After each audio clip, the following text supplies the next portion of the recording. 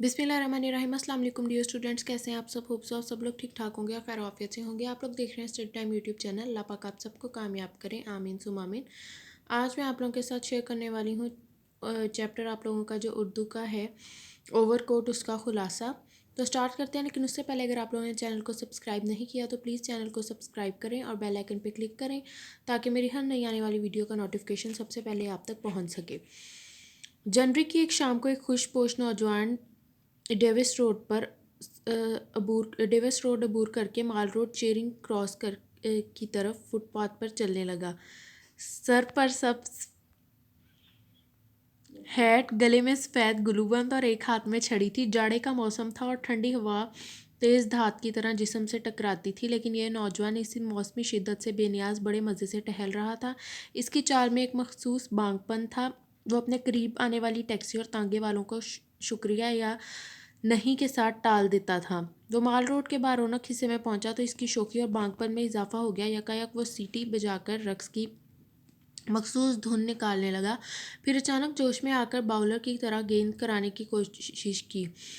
Loans garden को जाने वाली रोड इसने इख्तियार की और कोट की आस्तीन से रुमाल निकालकर चेहरे को साफ किया। करीब ही घास पर खेलते हुए बच्चों को घूरने लगा तो वो शर्मा कर भाग निकले। फिर वो एक खाली बेंच पर रौनक अफरोज हुआ। माल रोड पर साइकिलों, मोटरसाइकिलों और पैदल चलने वालों का हजूम था। सड़क के दोनों तरफ दुकानों में खरीदो फरोख्त का बाजार गर्म था। बाज ना चार लोग दूर ही से तफरीह का गाहों और दुकानों में लगे रंगारंग कहकशों से लुत्फ अंदोज हो रहे थे।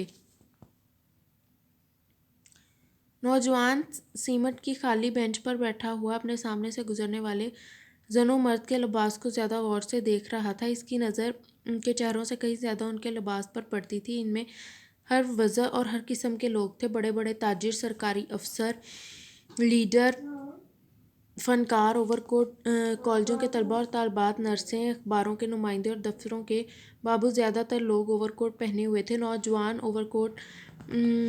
का ओवरकोट पुराना मगर बढ़िया था। सिलाई नहायत उम्दा थी, करीज़ें नुमायाँ और सिलवट बिल्कुल नहीं थी। बेंच से उठकर वो दोबारा माल रोड की तरफ चहलकदमी करने लगा। एक रेस्टोरेंट में ऑर्केस्ट्रा बिज रहा था।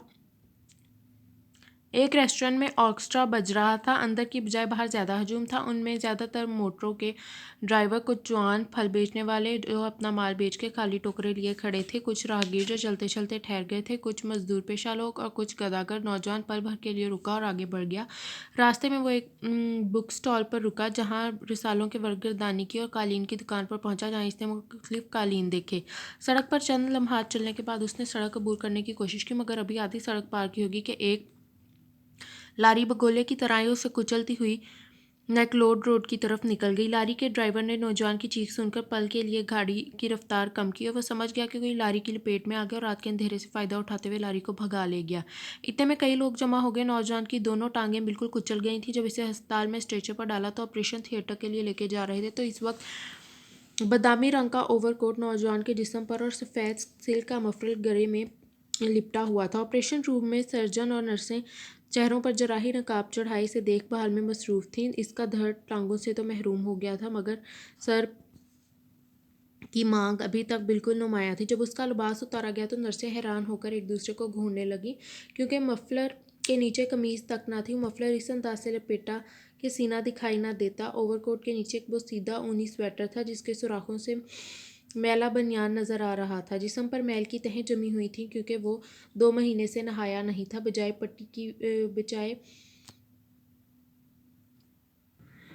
पतलून को पुरानी टाई से बांधा हुआ था।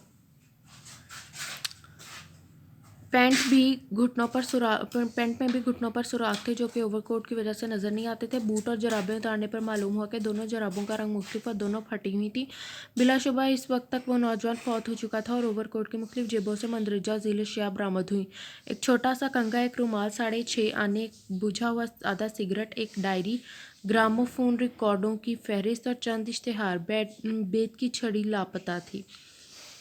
तो डियर स्टूडेंट्स, ये था खुलासा जो मैंने आप लोगों के साथ शेयर किया। अगर कोई भी इशू आप लोगों को इसमें तो आप लोग कमेंट सेक्शन में पूछ सकते हैं, और अगर किसी भी सब्जेक्ट से रिलेटेड आप लोगों को नोट्स चाहिए तो वो भी आप लोग मुझे कमेंट सेक्शन में बता सकते हैं। मैं आप लोगों को प्रोवाइड करने की पूरी कोशिश करूँगी। होप सो आप लोगों के लिए बेनिफिशियल रहेगा। अपना बहुत सारा ख्याल रखिएगा, मुझे दुआ में याद रखिएगा। अल्लाह हाफिज़।